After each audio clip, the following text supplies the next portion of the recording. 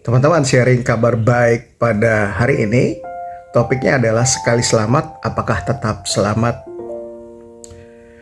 Topik ini adalah topik yang selalu hangat dibicarakan di semua denominasi Kristen atau Katolik. Dan saya mau share tentang apa yang saya dapatkan mengenai topik ini. Yang pertama, saya membuka tentang kasih Yesus Kristus. Ketika seseorang percaya kepada Yesus, Yesus ingin menjamin kehidupan itu dengan kehidupannya yang telah diberi di kayu salib.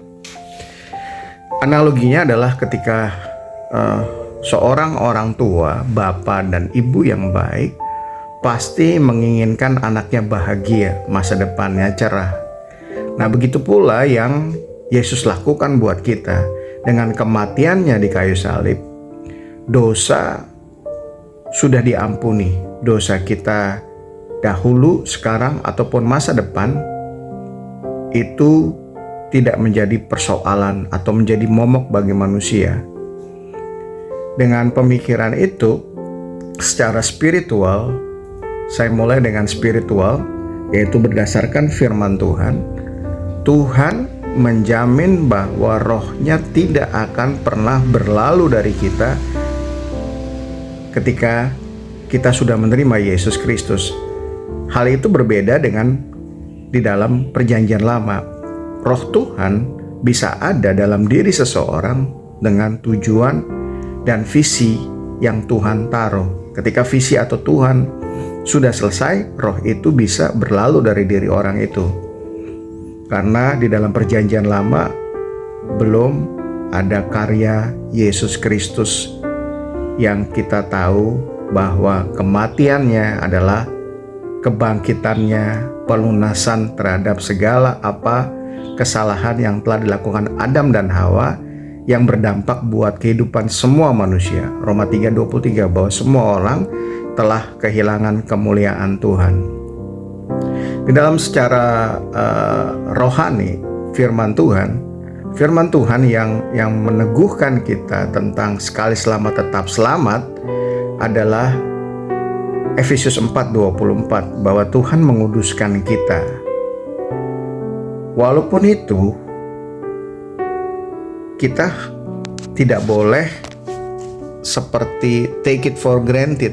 Jadi seperti tidak menjaga itu dengan kehidupan yang sesuai dengan firman Tuhan. Karena ketika saya berkata ada dosa yang bisa dimaafkan dan ada dosa yang tidak bisa dimaafkan, mendukakan Roh Kudus tidak bisa dimaafkan. Bukan artinya mendukakan itu artinya jika seseorang menghujat Tuhan, tetapi di dalam hati kecilnya ada perasaan bersalah, itu tandanya Roh Kudus masih bekerja dalam diri seseorang itu. Tetapi ketika seseorang sudah menghujat Roh Kudus dan dia tidak merasakan apa-apa, itu mesti diwaspadai karena keselamatannya ada di ujung tanduk. Itu menurut saya. Keselamatan seseorang itu di-cover, dijaga oleh kasih sayang Yesus Kristus dengan Ibrani 6. Jadi tidak sembarangan serta-merta orang menjudge bahwa orang itu kehilangan keselamatan, orang itu titik-titik. Karena kita belum tahu latar belakang apa orang itu. Tetapi dalam Ibrani 6 jelas dikatakan bahwa orang yang dewasa rohaninya, orang yang telah mengecap karunia rohani, orang yang sudah dewasa rohaninya itu dikategorikan orang-orang yang ketika dia tidak menerima atau melepaskan keselamatannya, orang itu tidak bisa kembali lagi. Jadi sekali selamat tetap selamat, tetapi dengan catatan ketika Ibrani 6 itu tidak masuk dalam kategorinya, teman-teman bukan orang yang dewasa rohani. Dewasa rohani artinya karunia rohani sudah bekerja, pelayanan dengan waktu yang sudah lama, mungkin punya jabatan sebagai seorang pendeta, penatua, ya. Orang yang mempunyai kedewasaan rohani tertentu. Jadi kasih sayang Tuhan itu dia punya master plan yang luar biasa, yang tidak sekedarnya seseorang itu misal dia tidak dewasa rohaninya, tidak mengerti banyak, tetapi dia melepaskan Yesus Kristus atau menghujat Roh Kudus dengan mendukakan Roh Kudus dengan tidak mau menerima Yesus Kristus ketika dia sudah Kristen. Maksudnya dia mungkin berpaling lah dari kasih keselamatan Yesus Kristus ke agama yang lain. Itu bisa dicek dalam Ibrani 6. Jadi kasih sayang Yesus Kristus itu melampaui pemikiran manusia, karena master plan-nya itu luar biasa. Cuma kita ini kadang-kadang ya namanya manusia ya kan, perasaannya itu lebih tinggi dari apa yang kita mengerti tentang firman Tuhan. Coba Bapak Ibu Saudara baca Ibrani 6 tentang dewasa rohani, dan tentang orang yang telah mengecap karunia rohani. Nah, itu orang-orang yang kategorinya ketika melakukan hal itu, kita bisa tahu jawabannya bahwa keselamatannya ada di ujung tanduk. Saya bukan Tuhan, saya tidak menjudge. Tetapi ketika orang tahu kategori yang Ibrani 6 itu, dia sudah ada di situ dan dia melepaskan Yesus Kristusnya dan tidak ada perasaan bersalah. Nah, itu saudara berada dalam kegelapan yang paling gelap. Jadi itu saja yang saya mau share tentang sekali selamat tetap selamat. Yang pasti buat kita sebagai manusia, siapapun yang nonton video ini, pelayan Tuhan lah kah gitu, pelayan Tuhan atau pendeta atau siapapun, orang yang baru, lahir baru, fondasi kita adalah firman Tuhan.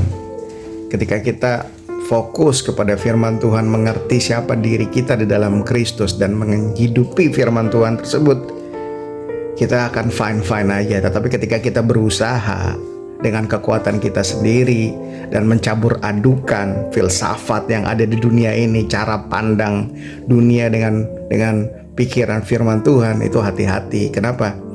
Karena sekali pemikiran kita diselewengkan oleh iblis, akan terjadi tindakan yang berlawanan dengan dia.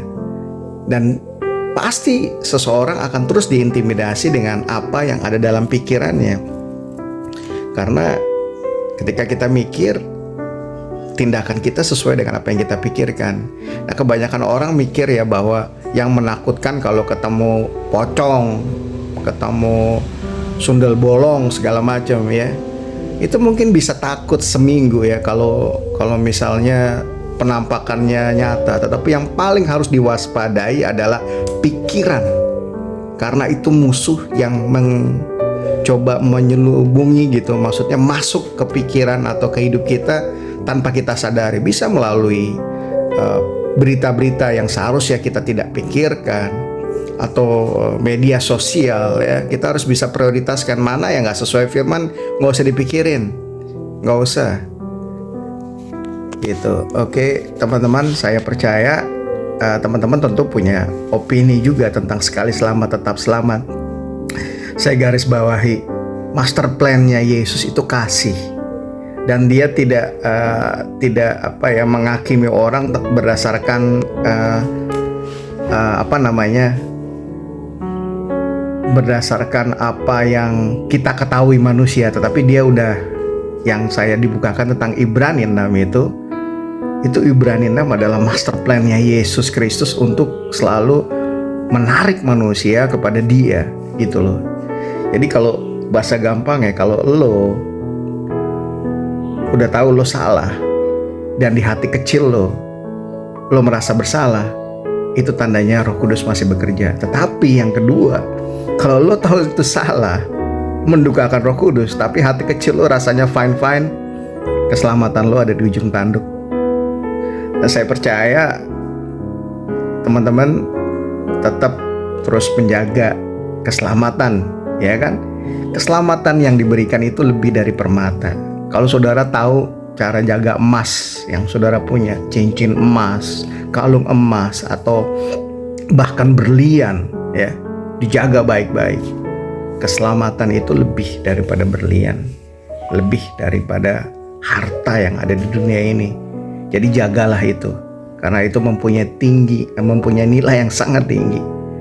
Teman-teman, saya percaya ada sedikit masukan buat teman-teman dalam hal ini. Dan tentu teman-teman bisa berpendapat. Silahkan berkomen. Tuhan Yesus memberkati dalam segala apa yang teman-teman kerjakan, dibuat berhasil dan beruntung. God bless you all.